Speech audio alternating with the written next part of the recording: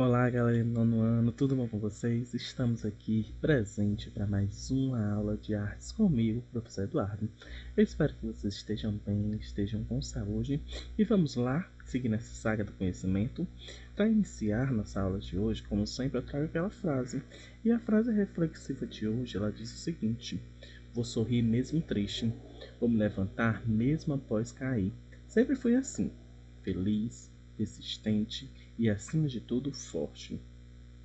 Em momentos difíceis, momentos complicados, nesses momentos remotos que estamos vivenciando, uma coisa está sendo essencial na nossa vida, que é ser forte, conseguir superar por todas essas dificuldades e que muitas vezes estamos quase caindo, às vezes estamos um pouco tristes, mas este é o momento da gente conseguir superar todas essas dificuldades, superar todas essas atribulações que vêm cercando a nossa vida.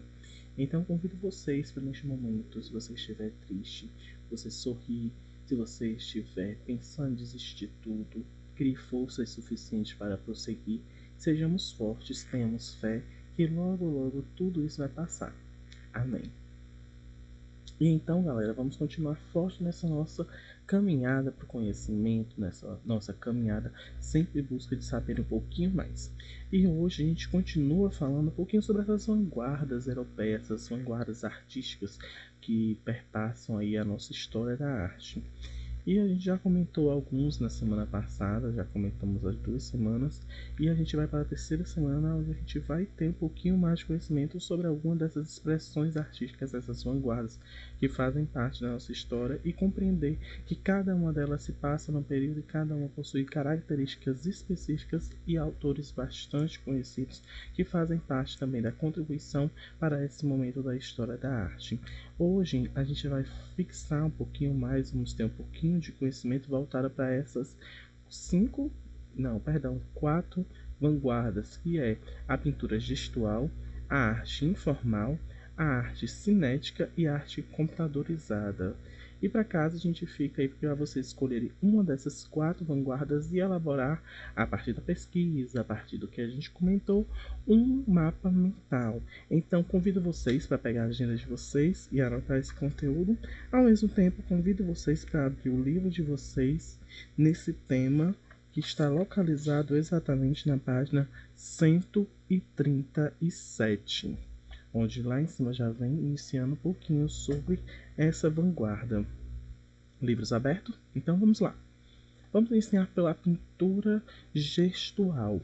Várias dessas expressões artísticas elas recebem outros tipos de nome, e essa pode também ser chamada de gestualismo, que ela é utilizada para descrever métodos de pintura de belas artes que se caracterizam muito energéticos, pinceladas expressivas, fortes e deliberadas, não possui um traço específico dela, enfatizando o movimento da mão do pintor. Em outras palavras, a pincelada gestual ela expressa emoções daquilo que o artista está passando naquele momento, o que ele quer transmitir naquele momento. E ela reflete os sentimentos que ele está passando naquele momento, como eu já falei. Então, é um aspecto muito voltado para o que se passa no cotidiano. Ele também enfatiza o ato físico da própria pintura, chamando a atenção das pessoas pelo seu processo de criação. Essa pintura gestual tem vários tipos de processo de criação. Alguns que você utiliza apenas a mão, outras pessoas que utilizam seu próprio corpo como se fosse um próprio pincel para se tornar, trazer essa expressão artística. E a gente pode acompanhar no livro de vocês na página 137, que diz o seguinte: os sinais e gestos de pintar são meio expressivos, fora da base dessa pintura, desse tipo de pintura. Então ela é algo muito solta. E aí eu trago para vocês, para começar, vocês observando um pouquinho dessa obra, eu trago aí essa arte que se chama número 8, certo? Ou também pode ser colocado em inglês esse nomezinho, mas o artista é o Jackson Pollock, e a criação deste quadro foi em 1949. E aí a gente consegue perceber essas pinceladas, onde ela não possui um padrão específico, ela se assemelha muito a outros tipos que é o expressionismo. Mas o expressionismo ele não trata dessa forma aí, mas ele está explodindo de emoção e ele está elaborando este quadro a partir deste movimento diferenciado aí, onde não se possui uma forma fixa de utilizar a aquarela ou essa pintura. Então, resumindo aí um pouquinho do que traz esse gestual, né? Essa pintura gestual ou gestualismo, como alguns autores também preferem chamar. Os sinais e gestos de pintar como meio expressivo foram base para esse tipo de pintura. Essa corrente originou-se no expressionismo abstrato, a gente pode perceber pinceladas bastante fortes como do expressionismo, porém ele não traz uma caracterização do que ele quer demonstrar, então isso foge para o campo do abstrato. E seu objetivo era a libertação. O principal objetivo desse quadro é a libertação, não ter padrões, como tantas outras vanguardas já vinham sendo faladas anteriormente. A pintura gestual recebe a influência dos chineses e japoneses. Seus principais representantes foram William Wonkin, Jackson Pollock, Dieter Rogin, Francis Klein, entre outros. Eu não sei se eu estou pronunciando esses nomes corretamente como deve ser, mas são alguns nomes que fazem parte deste processo da pintura gestual. Outros tipos de arte que a gente vai compreender agora é um pouquinho dessa arte informal e que muitos autores chamam isso de informalismo. Então, o informalismo é um movimento novo que ele também trata de uma tendência abstrata, ao mesmo tempo gestual. Ele mistura um pouquinho desses dois tipos de expressões artísticas desenvolvidos na França e o restante da Europa depois da Segunda Guerra Mundial, em paralelo ao expressionismo abstrato norte-americano.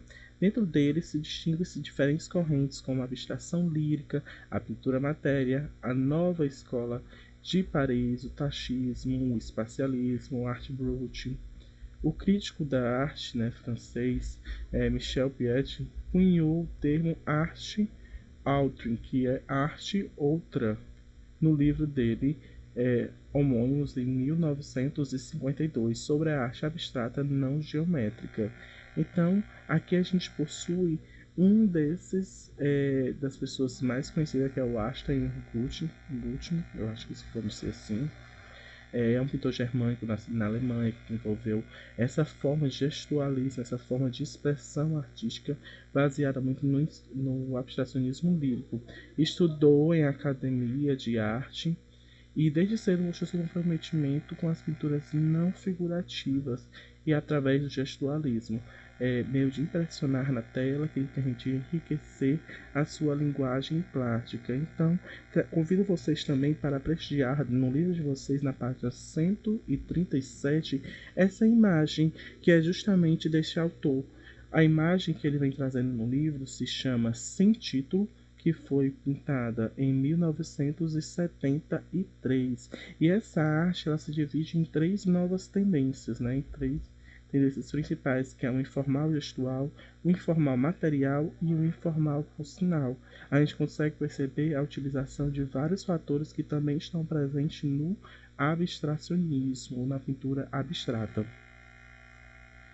Outra arte também que nos convida para vir para um outro universo é a arte cinética ou arte cinetismo ou cinetismo, enfim, ela pode receber esses vários nomes, que representa o movimento artístico moderno que surgiu nas artes plásticas, principalmente na década de 50.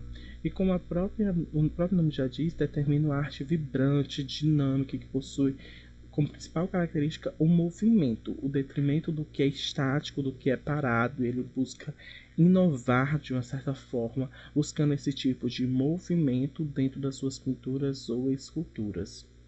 E aí a gente vai conhecer já já algumas dessas pinturas, mas antes disso a gente deve conhecer alguns pintores e escultores que ficaram muito famosos, entre eles Alexandre Calder, que ficou conhecido por seu Mobilis, que é desenho de 4 dimensões, um tipo de escultura com as peças se movimentam, ou seja, pela ação dos ventos ou por motores, ele modifica, ele consegue se mover. Então é uma inovação muito grande para o que acontecia na época, essa questão de quebrar totalmente a cultura, a pintura, a escultura que era estática e transformar ela em movimento, em ter movimento. Então, por isso que se chama essa arte cinética. É um estudo muito voltado para física, para geografia, enfim. E ainda que seja cauta, seja lembrado, por se falar do Mobius, foi o artista francês Marcel Duchamp, o seu criador. Na física, a palavra cinética se refere ao estudo de ação, às forças de mudanças relacionadas ao movimento dos corpos. Por isso que a gente chama de arte cinética. Esse termo também é utilizado em outras disciplinas como química, biologia, filosofia. Se vocês não viram ainda esses termos, com certeza vocês vão ver dentro dessas disciplinas. Então, como a gente sabe, é o movimento dos corpos. Então, ele traz essa questão de trazer dentro das suas esculturas essa questão do movimento, a forma de trazer esse movimento. E entre as principais características dessas pinturas, desses quadros, dessas esculturas cinéticas, a gente tem o estímulo sentido visual por meio dos efeitos visuais, então pode ter movimentos ou a gente pode ter uma certa ilusão de ótica e isso nos dá a intenção de que está tendo um movimento ou entre diversas coisas. A profundidade, um dos fatores bastante importantes é sair da bidimensionalidade, né? Algo que seja chapado e traz essa questão de sair, de dar vida, que é a tridimensionalidade, perdão. O uso de cores, de sombras, de luz, isso também são fatores bastante importantes que trazem essa questão de inovação também dentro dessa arte. E o uso de formas simples e repetitivas, oposição da figura da arte figurativa. Entre os principais artistas, a gente tem, né, como eu já falei, Marcel Duchamp, Alexandre Calder, Antonier, Naum, Victor, Paul, Jean, entre outros. Então vamos mostrar aí a primeira obra que eu trago para vocês, que também está no livro de vocês, se chama Horizontal. E aí a gente percebe o que é que essa arte traz de diferente, o que é que essa escultura traz de diferente. Além de ela sair do campo da bidimensionalidade e ir para o campo da tridimensionalidade, perdão, a gente possui alguns aspectos que estão aqui em cima, que ela possui um movimento. A arte em si você já consegue perceber que ela tem um formato diferenciado para a época e essa questão de movimento, ela traz fatores que estão amarrados e que faz ter o movimento, é como se fosse uma hélice também. Então, ela traz essa questão muito do movimento. Eu acho que é a palavra principal que a gente pode caracterizar por essa arte cinética. E essa escultura, como eu já falei para vocês, se chama Horizontal. Essa escultura é de Alexandre Calder, inaugurada em 1974. No livro de vocês podem ver também esse mobile que é permanentemente de aço pintado. Então você consegue perceber também dentro do livro de vocês um outro tipo de visão panorâmica dessa mesma imagem. Three Squares, acho que se lê assim também, ou vertical, diagonal. A gente possui aí os elementos repetitivos também na obra, um elemento chapado, podemos dizer assim, mas em compensação ele traz essa questão de ter essa repetição que ela não está entrelaçada com o outro, a gente vê que ela é um sob o outro. Então, também é uma arte que é voltada para essa questão da arte cinética. Outro exemplo, né? Two Open Triangles Open, eu acho que é assim que se fala, que é de George Wick, também possui a repetição das formas geométricas, possui uma certa movimentação, a gente consegue perceber que essa imagem ela é uma montagem de várias fotos, então a gente consegue perceber essa questão do movimento desse quadro formando diversos tipos de imagem. Então ela não se torna uma escultura estática que você vê, ela vai estar sempre daquela forma. Ela pode trazer essa questão de movimento, ela traz essa questão de mostrar o diferente, seja ela de forma de ilusão de ótica, ou seja ela realmente traz essa questão do movimento. Por isso deste nome de arte cinética. E por último, mas não menos importante, arte computadorizada. Arte computadorizada ou computacional, iniciou em 1960 com a incorporação de novas técnicas de programação a partir do interesse de artistas plásticos em relação à ciência da computação. Convido vocês então para abrir o livro de vocês na página 138. Ela também vem falando um pouquinho sobre essa relação da arte computadorizada. E aí, a partir daí, com campos de estudos como a matemática, a ótica, a cibernética, foi possível começar a produzir arte a partir da utilização das tecnologias digitais, incluindo o computador. Essas novas tendências, essas novas teorias da cibernética ajudou na comunicação, e particularmente na teoria da informação, que se desenvolveu através das reflexões de suma importância de personagens da história como Paul Black, Max Benzer, Novster, Humberto Eco, enfim, e outros contemporâneos. E na década de 60, ao longo desse tempo, teóricos elaboravam suas teorias, decorrente muitas vezes dos avanços científicos e tecnológicos. Aí foi inventado, o computador gráfico. E a partir daí, essa novidade, começaram a produzir novas imagens que surgiram no computador, que se relacionavam muito à questão da produção, da concepção, conceber uma criação, de conservação, armazenamento e distribuição de um conteúdo completamente diferente e poético. Inventado, visto que era um simples instrumento, mas ao longo passou a ser definido pelo meio, uma mídia, ou melhor, um verdadeiro sistema que fazia uma releitura das mídias conhecidas até então, acrescentando novas possibilidades para uma criação de imagem. E aí a gente consegue perceber essa criação voltada muito para uma questão mais futura, uma questão de uma visão mais futurística, podemos dizer assim.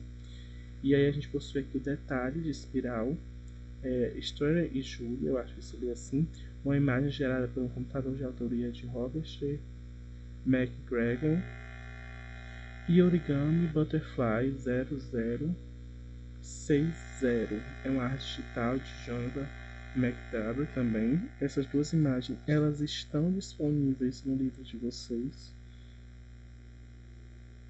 E concluímos por aqui, gente. A gente entendeu um pouquinho mais sobre essas 4 vanguardas, que elas bebem muito das outras vanguardas que foram apresentadas primeiramente para vocês. E a atividade de casa é você escolher uma dessas 4 artes, ou a pintura gestual, a arte formal, a arte cinética ou a arte computadorizada. A partir de pesquisa, a partir de leitura, a partir do que vocês puderam entender um pouquinho de hoje, vocês vão elaborar um mapa mental, destacando os principais pontos que são de suma importância dessas artes. Eu espero que vocês tenham gostado, que vocês estejam bem, que tenha dado para compreender um pouco. Aguardo vocês no plantão Tira Dúvida. Um beijão para vocês e tchau, tchau!